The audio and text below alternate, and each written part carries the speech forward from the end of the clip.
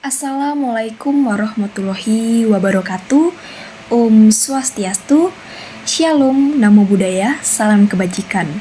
Perkenalkan, nama saya Lu Fitrisari, NPM 22411072. Saya dari kelas manajemen 22B. Pada kesempatan kali ini, saya akan membahas materi mengenai quality management. Quality management atau manajemen kualitas adalah kegiatan manajemen dalam perusahaan yang bertujuan untuk mempertahankan setiap tingkat kualitas yang diinginkan. Nah, perusahaan tidak hanya menjaga kualitas produk, tetapi aspek lain secara keseluruhan seperti pelayanan karyawan hingga kualitas perusahaan di mata konsumen. Nah, teman-teman, apa saja sih kriteria dari manajemen kualitas? Yang pertama ada kinerja atau performa. Kedua ada fitur atau feature, selanjutnya keandalan atau reliability, selanjutnya ada kesesuaian atau conformance, daya tahan atau durability, pelayanan atau service capability, estetika atau estetis, dan yang terakhir perceivable quality. Nah, apa saja sih prinsip-prinsip dari manajemen kualitas? Yang pertama yaitu fokus pada pelanggan. Perusahaan harus memahami kebutuhan pelanggan dan berusaha untuk memenuhi kebutuhan tersebut. Manajemen kualitas berusaha menghasilkan produk dengan mutu yang diharapkan oleh pelanggan demi menjaga loyalitas mereka. Nah, yang kedua ada kepemimpinan. Kualitas karyawan yang baik berasal dari kepemimpinan yang bagus dalam membuat dan menjalankan kebutuhan mutu perusahaan. Pemimpin dan atasan harus bisa menciptakan lingkungan kerja yang kondusif supaya karyawan yang saling terlibat penuh untuk mencapai tujuan dan visi perusahaan. Nah, yang ketiga ada keterlibatan karyawan. Perusahaan tidak bisa beroperasi apabila tidak memiliki sumber daya manusia yang terampil di bidang pekerjaannya. Nah, setiap karyawan harus bekerja sesuai tanggung jawab dan kemampuan mereka agar perusahaan bisa menghasilkan mutu yang baik di mata konsumen. Nah, yang keempat ada pendekatan proses. Perusahaan bisa mencapai target atau hasil yang ingin dicapai apabila memiliki proses yang sistematis. Seluruh aktivitas dan sumber daya akan dikelola dalam proses yang ditetapkan oleh perusahaan. Nah, yang kelima ada pendekatan manajemen.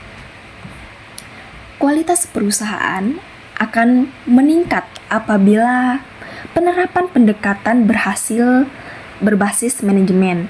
Pendekatan ini meliputi proses identifikasi, pemahaman, dan pengelolaan seluruh proses yang saling berkaitan. Nah, yang keenam ada perbaikan secara terus-menerus.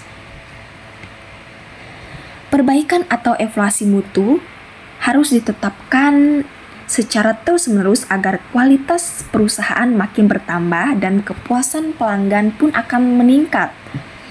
Perusahaan dapat mencapai tujuan atau visi dengan efektif apabila melakukan evaluasi dan perbaikan kesalahan dalam prosesnya. Nah, yang ketujuh ada pengambilan keputusan berdasarkan fakta. Perusahaan harus membuat keputusan berdasarkan data, informasi, dan fakta untuk menghasilkan solusi yang efisien. Informasi atau fakta dapat membantu perusahaan dalam menelusuri akar masalah dan penyelesaian dengan baik. Nah, apa saja sih tujuan dari manajemen kualitas?